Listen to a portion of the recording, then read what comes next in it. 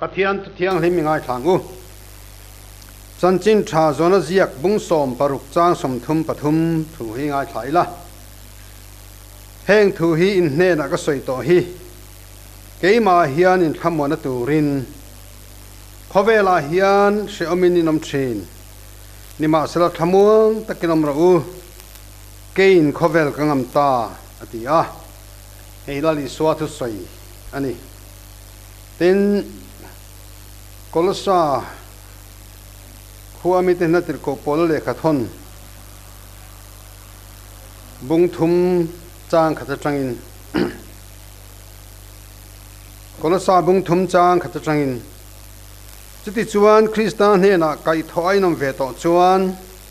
chunglam Pathian dinglama thu Krista omna athilom te jong ro chunglama thilama te chuan inril ru ngat tlat ro leya thilama te chuan ngat lovin in thitoa inu na chu Pathiana chuan Krista hne na thu ru kin om si a Krista kanu na chu aloin lar huna chuan nangni po ama hne na ro pui zinga in lar ve ang ini sela an Bible tu an ngai thak te hi Lalpan kan sa tan malsawm ro se hei voina hian kan thupuya tan chuan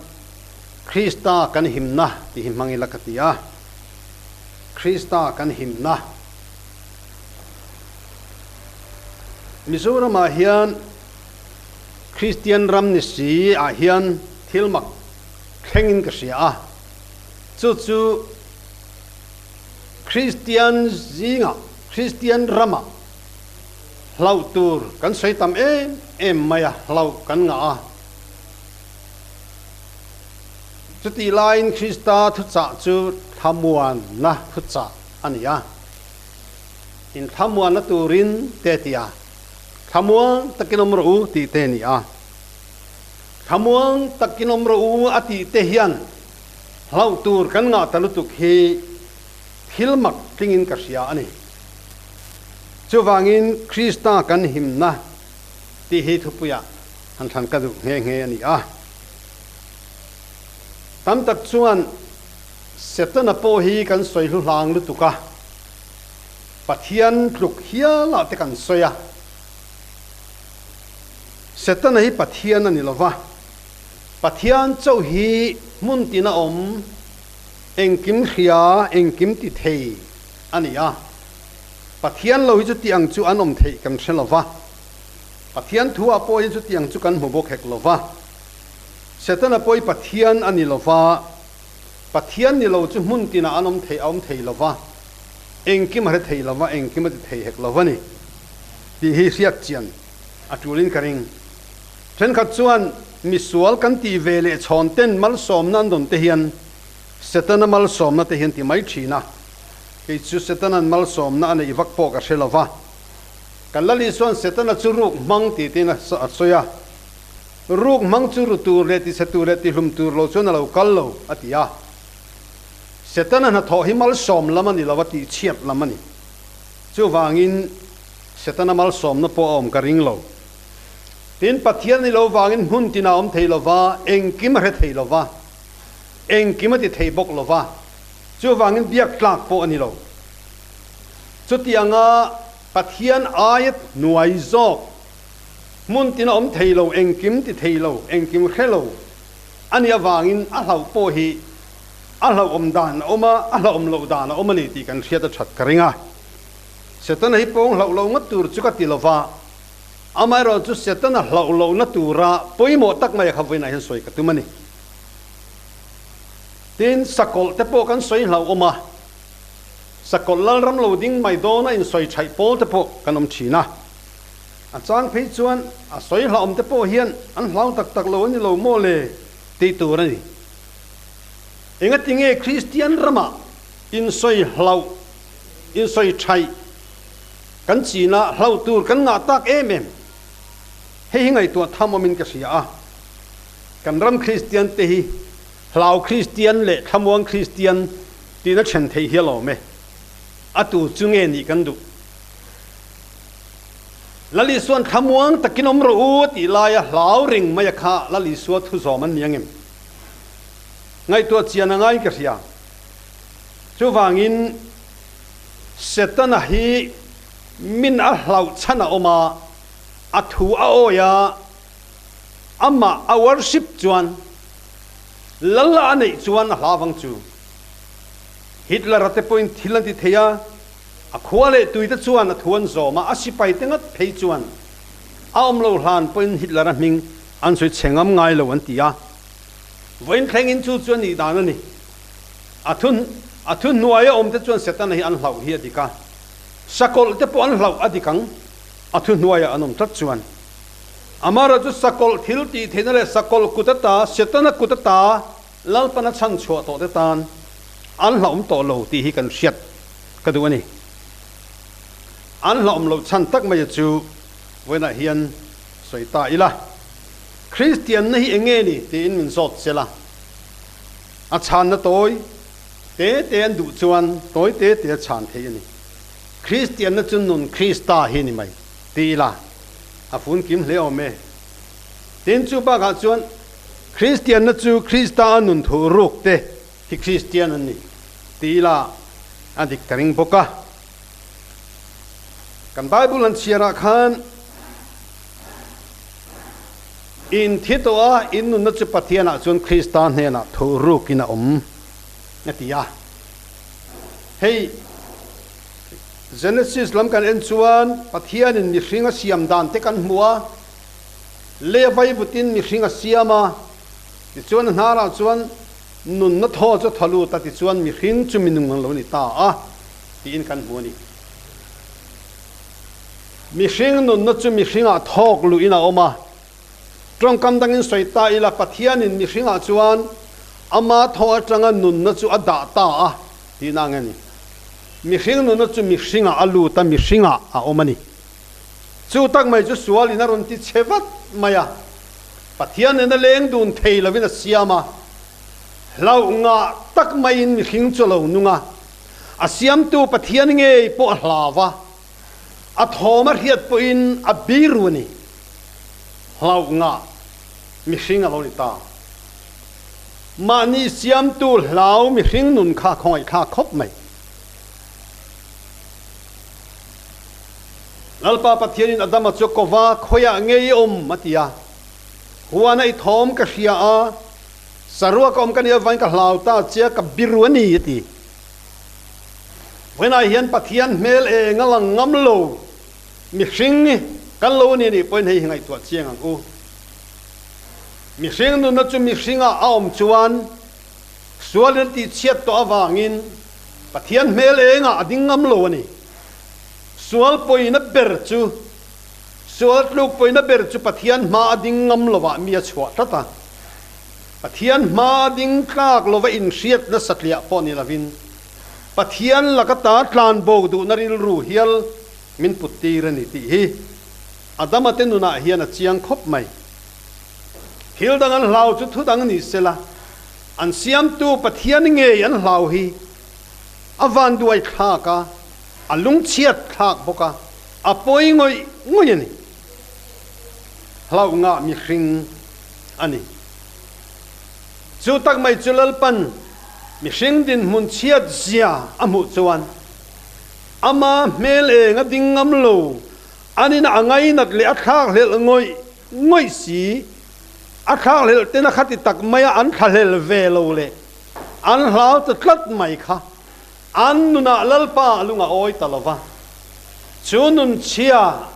abul po nuam ti thei to lo nun khat chia ati lutuka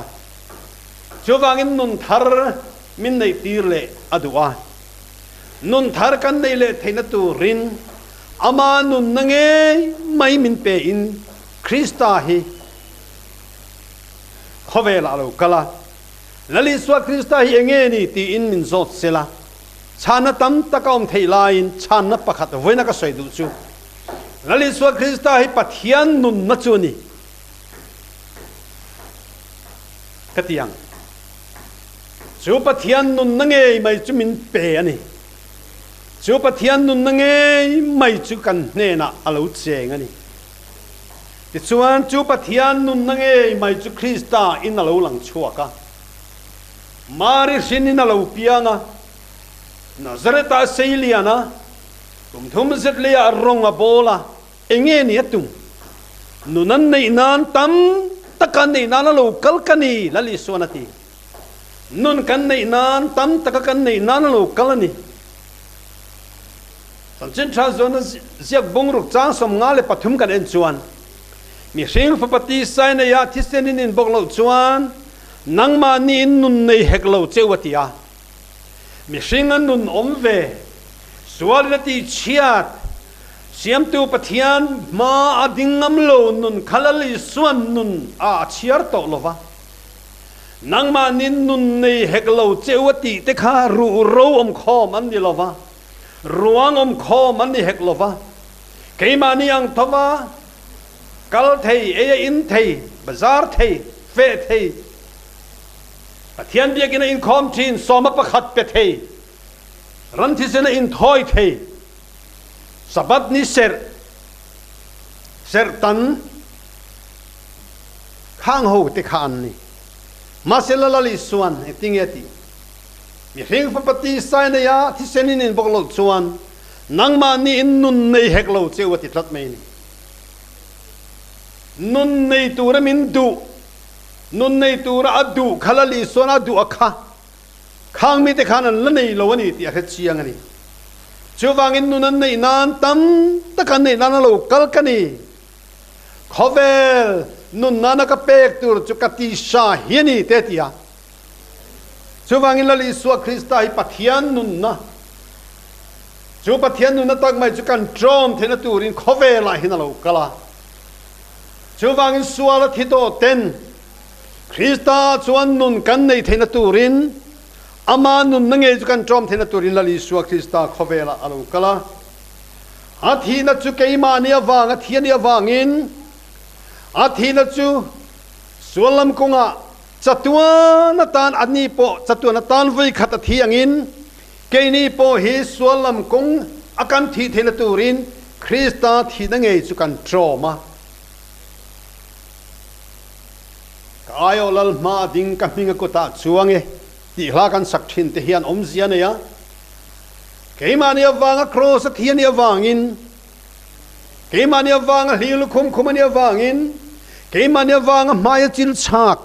ani awangin athi na chu kan tan ani ya keimania wanga thiania wana thi na chu kan thi na ni chu thi na trom tu te chu Krista chu phumina oma phum lenin omlo thi na ne na thole ta a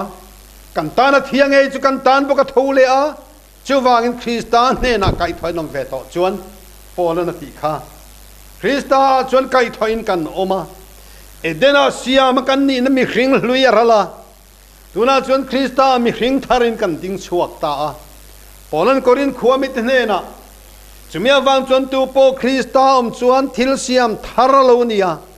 thil hlui ta chural ta ngai te lo tharta atiang khan Krista ring tu Krista nu na trom tu zong te chu thil siam thar kan lo nia edena siam mi hring nun na mi hring om sualati chiat arala Krista nun tharin kai thoin kan omani ti polan asoitani FSC bung ni chang som kan in chuan hil thatiatan Krista i suwa chuan siama omin ama ku chuak te kan sia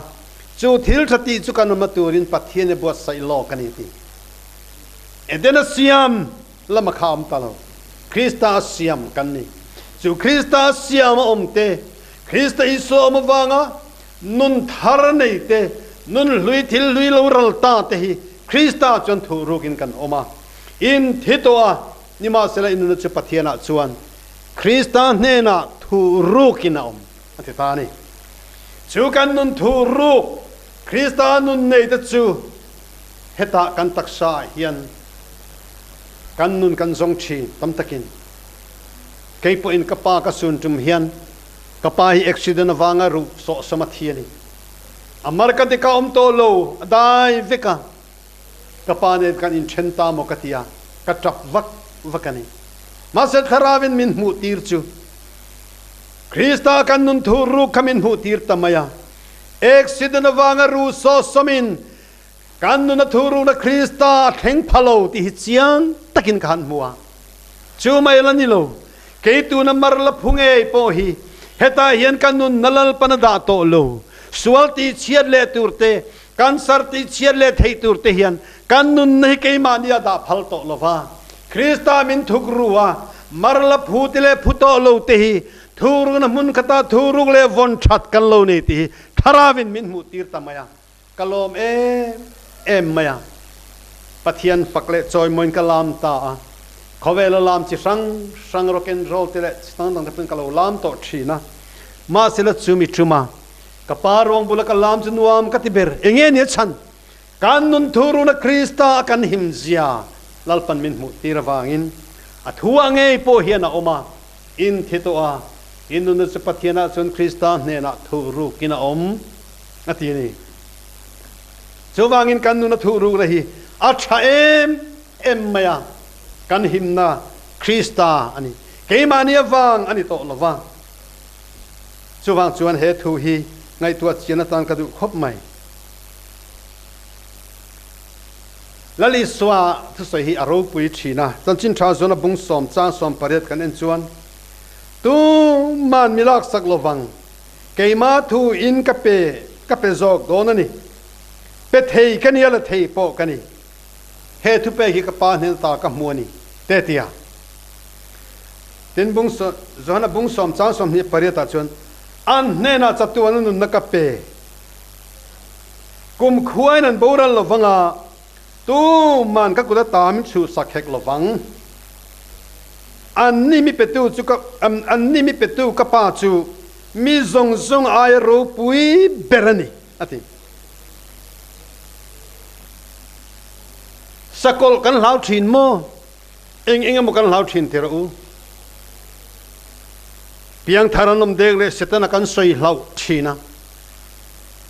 apoi mo zo chunun thuruk a hian kan nu ni thuru ka om kan thiat chian angai voina yen ka una du tak khoeng din huna poi lo ding ani mai theye tharaulam nun thamwana tak ila nei lo ani chuan eng angami sual berpo ni la lali suan lo kalro inun nak chu keima ka lo thuk ruange ka lo vong himange tina som che ni ti voina hin lo hriang che he chialo mang poina som ring che ni kha tu po kan hena lo kal chu kan hot chuak top lovang lali sonati lali so yan be se turi lanaya idin muna chhle ni mai theya mi te mit mule mi te ngai danin imwal phol hle to po ni mai theye be dong su iom muna khan ngai tu ala lali so yan chan voil nei thei inun khanang man voni tuma hum himi tuma I khamwang zong lo ani khatero nang man nun vong to lo turin lali suan he na hlan mai ro kan nun na thuru kan I thena tura poimo ber chei hiani pona chuan galatia mi te nena le kha thon bung ni chang som le pania chang som nia khan Krista ne na thur ken bein kaum ta nima selaka nungani kei mai ro chu kan to lova Krista kei ma nung zo kani Krista ne na ken bein kaum ta Wena yen Krista ne na ken be nun te kei ma ne Krista anun the na tur chuan kei ma ni hanin ken be ni lova Krista ka itana thia wangin Krista ne na chun ken be in I omani apoi mo bel chun nang ma Krista anun ve thung apoi mo a ring tu nun chu kan nun ni Krista thu ru kina oma Krista nun chu kei ma ne hian om thung tu rani chu Krista kei ma ne nun the na tur chuan eng lo ni lok lamani lova I lo ni to sa na lamin kongro super lova voina hian Krista nang ma nun theinan kongi hon mai kha apoi mo berani lalpa nang ma crossa khan kalo tel to a I thole na tromin nangin min lo kai tho to a tuna chuan keima hian keima nung to lovin krin lalpa nang ma lo nung to ro ti I som chi khan Krista ne na khen be ini omanga นังโปขเวลตันเข็นไปนี่อมังส่วนนังจุคริสตาทูรุกินี่อมังคริสตาจุนังมาขานโลนุงโตงสวลทิลตีเทนันเนง่ายละวังยังทาร์ตัมตักเตงติงเงนุลามากันกีเล่ชินกันติส่วนคริสตาเกมาเนียกันนุนตีร์ชินโลตินันนี่ฉันดำมาทูครอสกันตาลตัวนัตกันเฉจียงนิมาเสละคริสตาเกมาเนียนุนตีร์กันพัลโลชินะเกมาเนียบกนุนกันตุมากันจากซองอเปียงตีเล่กันดูชีนะลลิสวดุซองอิติเวทเฮดตูรินนังมาขันนังมานุงโตลวินอิลัลชุดเครงขลลิสวเกียนเวลาจวนอินุนนัดจุดนุนทิลติเทียลาวนี่ยังสกอลินังอัมลวังสวลินเนงไงลวังเฮียปอยโมเอมันนี่ดดเลี้ยจวนทิลประคัทันสวยเตลกัดูอาเวลาเห็นลุซูนฟาเตโปอินนี่ไม่เทมันนี่โลกปัสสัลซูนปอยโลนี่ไม่เทียมันนี่โลกปานูฟ้าเตซูนปอยโลนี่ไม่เทียอูนาวเตจันลิมเตปอยโลนี่ไม่เทียอันนี้เราปอยคุมลีคุมงาลอุริลิยมตัวนี่มาเสละอินุนละโคฮาร์เรงนี่ไม่เทียเฮ้ยก็สวยดูอันนี้กันนุนนัสคริสตาเนี่ยนะทูรุกินะอมาอะหิมนี่เฮ้ยนำมอลจีงะมิโซจีงะพอเห็นตั้มตัดซูช่วงเต็มที่เห็นกันบ่อยชิงขอยางเงเอ็งตินเงอะตบไม่นี่ถ้าเรานุนกงอาโปกันไฟรวยไม่อะกันทั้งลำกระจาดลางระมามีแต่โปอินอันช่วงแต่ทิโตแต่ตานแต่คานเอ็งมอนละเชียชินไทยเชียกันเตียงจีนจอนไอ้ดอนนี่นั่นเทอันปัวละเต็มที่ชิอันของไอ้ทักมันกันจ้าลาโปอินเชียติรูมันเตมามากันูกปาขอยางเงยมตากอิตุยฮาเลโตลอมนี่เตกันจิชินเตรูกันนุนเฮียมังอังมาติดชวนเอาชัวกันนี่กระเด็มงอลเวมารอช่วยกันสวยดูนี่เทียนมินช่วยนักงาเฮียนหัสนาเตหิมิตินินกันโตกเกยโปกโตกทว่าสังกัดสกอสมเรียดเล็ปันทุมาขันกับฟ้าอุปเบรมินโบราณสนะมีแต่จ่าหางจ่าเวกันตุมาขอยางเงยมตากหันติตูรินหันช้ำโดนมาอีละอารมณ์ตัดลัดลงมีแต่จนันฟ้านันเชลวันนี้ไม่เทเกจุพัทยันตุนมิริลเชียงนังเล่เกจุพัทยันตุนมิริลเชียงติโรอินทิโตไอนุนจุพัทยันจวนคริสตานเนี่ยนะทูรุกินะกาฟ้านักเรเชียงไม่ลลปันเนี่ยนะมันนี่ที่กเรเชียงขอยางเงยมตากเจียจ่าหัดช้ำเทอันนี้ลงมาไม่ตุยฮาเลโตลอมนี่ที่หันช้ำโดนอีละลลปันนตุยเทียงอินอจอมตัวนุนตุยเทียงอินอจอมตัวตุยฮาเลจีนิโตโลเฮขเวลตุยกติชโลเทสันเตนกายชนเทนตุยสิกเฮียนมาโมโตโลลลปันนุนตุยเทียงอจอมตัวนี่อิตุยฮาเลโตลอมนี่ที่ริมตโลมาเสกันง่ายสิจ้าเราเทปนิสวงเรากันจับทัวอิเตลลวินิเทียนเตเมลกับมุเลงกำโดนนี่ที่เทียนจ้าที่ตุยเตรูเกยปอสุลาจวนช้ำไม่ที่กันจ้ากะมาเสละมานี่อินจ้านานี่ข้างขัดชูมานี่อินคงไงนะฮีเฮตักไม่ริงตัวนุนที่จักโลตัวนี่กันฟาเตกันปัสสาวะที่อมโตโลนัวกันดานตัวกันสวงตัวโลกะกันอินคงไงกันจับตุยชินเตรูจ้าตุยดูครบไม่มาเสกขาชับเบรโลเฮ้ยขีรโซกิลาการนุนตุคริสตาทูรุกินะอมันนี่ที่โซกะฮีอิปัสสลิซุนอินุปุยซุนอินูเลอิปายซุนอิฟปาอิซุนอิทิยานิซุนอูนาวิซุนค่ะการสารินติเชียเทโลตูรินลลิสวคริสตาอันนุนตุทูรุกินะอมากันละมุเลโดนนี่ที่โซฮีเรียงอูกันสร์เวย์เมกอินิไม่เทียนันนักขิรตักตัวเมกอินิไม่เทียอินันนักขานิตักซาจวติเชเมกอินิไม่เทียอดัมโดยตูร์ดักตัวเต็นอันมุชกโซโลอินิไม่เทียมาเสละจุดอาจวนปุยเทียเสกันในบีกโลอามาร์จุฮิกัชิลดูเชนีดูในอีเวย์เมกินันนักขานอิตักซาจวนติเชียดนี่ inun na chu Pathian chun Krista hena thu rukina omani kan sarte inan na khir ve khan inun na Krista theng phalo o thamwa da kinomro khana na zong song khan ati thei chin chu taksa khana top don inun na khoi phalo accident na wangini fapai lo sun vea aru telo sot somnel nul ani mai the accident wanga ru so som te hi an khongai thak te ro ma sela kan nu na Krista athu ru hi a khoi phak lo chu chulam lali suan ke hi thole na le nun na sukani tu po me ring chu thima sela nu rengang nunga piang in ring chu tatuan in thilawang Krista ring tu tak tak te chu an tak sa thima sela an nung rengani ti hilali suan soini hi sun nun chu min peturi lali suwa khovela alo kala avathamuan thak em sakol hlawa thabar chi kan ni lova setana in soi thai chiam chi po kan to lo kan kha chu kan lal lui arung kan bol thin kan du to lova kan nola Krista nun thu ru kom to te hian he hi kan ne sel donani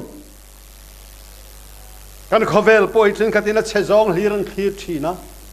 chatual tual tamai tenun thina Krista mi ta chuan he khovel ngei poi kan lalpa le Krista lal narama kan siam donani keima ni chakna ni lavin lalpa thilti thei kan siam thar donani ko chaklama te khian lalpan tharawina thok mek chaina ramro pui taka te po khian lali swami te hian lali swa Krista nun thu ruk te hian ne na puan kan la sarang ta chuan mi zo thalai te la tel tam hlein ka ringani wena hian hlawa omle turin boy ni na kharau in huani lova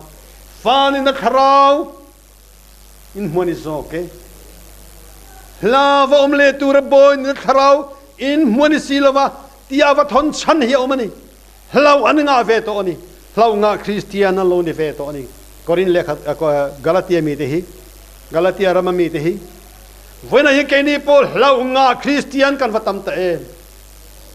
kan Pathian ngei po hlau zoin kan be ni chuan ho kan nun hi Krista thu ru ka ma enga maina ti chiat thei lo ani ti kan hiat chen thena turin Krista bel thalyang u Krista chuan kan himani ama Krista ngein lali suangein kakuta ta ju tu mani chu sak lovang pe thei kani ala thei po kani he thu pe gi ka pa ne ta ka muani kemin petu ka pa chu mi song song ai ro pui berani ati lali swaring tu ini chuan thamwa ta kenomro kan bible a hian hlau su ti ang chi khamwana tu cha hi afatam em soi tu chen khat phei chuan zaruk som azathum somruk paruka oma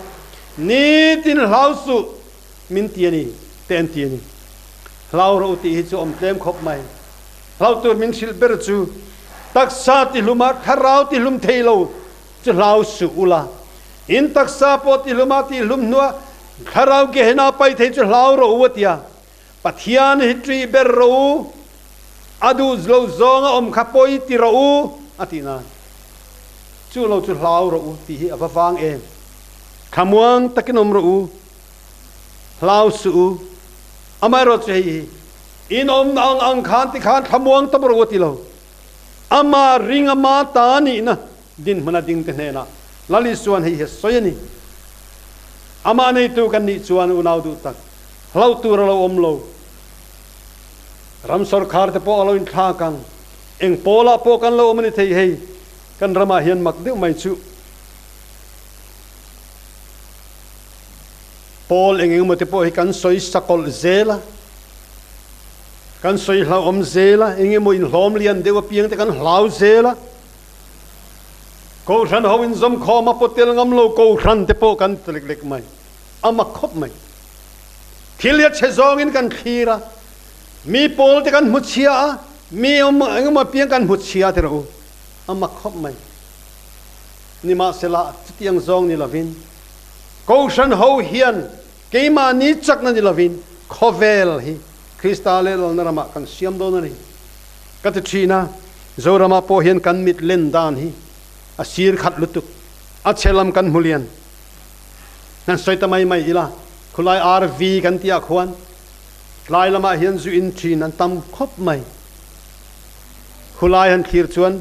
kan thalai zong ten zon in ta fekamati mai turani ma sela chol ni zan te Sunday school kai te pol tin biakin khopui chunga poi mi than len ila thalai zong hin in khom ta ni lom ni ti turan thung si RV zu in te chu koran lian deu pan hi pathum a thalai loi zat po hian ni le mem ti ta taka chuan kan rama hian lali suan ha tho faru pui te lulem sual thil ti thinala kata chan chua man ni lo kar zurui the chin tuna chuan lalpa chana lalpa ming chu fakinam ro se tia atana in pele atana thaseng le nun hlan hian watam em enga tinge suali kan soilen zok fo mai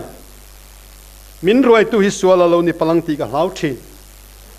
phim khura tu ro chu soitam phim khurang u ti hepo atok lom ni nali suwa Krista chuan thamwan thu cha kan hmuwa thupuan bu te sakol le beram no in do na ani sakol in setana sual an tira Krista do dal tu beram no vin Krista an tira thupuana hian tungen he na chang tu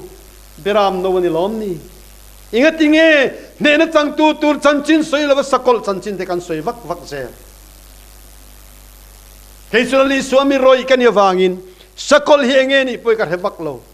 lali suwa thilti thei zia ka khia thipui le dil phone te poina thuan oya phar na latin andang zolova ama chon pharan thiang hlim maya ram huai manten tanan kho zolo mi pa nga yang om zot mayani lali suai va em tiru thi na poina ne zolo lazara khanom chulo chuang ro atia thi na chel zolo alo chuak mayani chuwan kan lali suwa kan na thuru na Krista hi kan himna vani chiang em teru I chung ten thi I khuwa harani mai the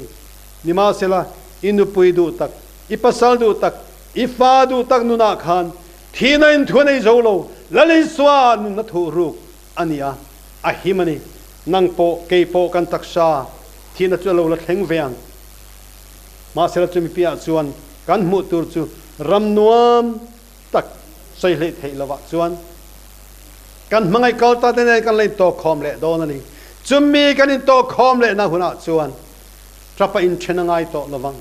chumi kan in to khom le na dal thei tili khovela hian eng ma omlo eng nak na ma hian na dal zo lo eng kimina thu pe kan oya I suan he na hau tur omlo churama chuan kan nu na thu ruk la chuan fam kim nar malo ni to nga he kan taksa lein hi kan kalsan huna chuan chatuana omtur pathian hen ta in nget chukan lu anga lungdu trapa in chen chin te ka lim takin in to kho manga leiti ri om tu ber chu mangai tu le mangai te in chen tul chin hi ani a vana ero chuan nakina ero chuan kan fam kim na huna chuan mangai tu le mangai te in chen ngai to lo wanga mangai tu chu mangai hne na chatuan na vong to do na ni sumi kan chan vo chu min chan tir turin engma ping zawa thei tak lo amaro chu poimo ber chu heta hian Krista anun theinan atan kong kan